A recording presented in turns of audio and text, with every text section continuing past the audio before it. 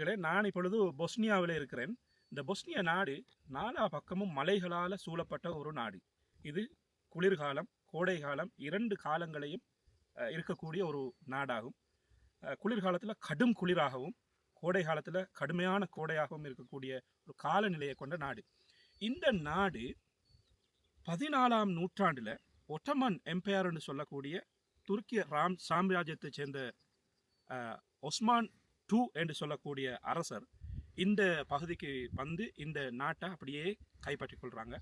அதுக்கு முதல்ல இந்த நாடு கிறிஸ்தவ மக்களை கொண்ட ஒரு நாடாக இருந்திருக்கிறது.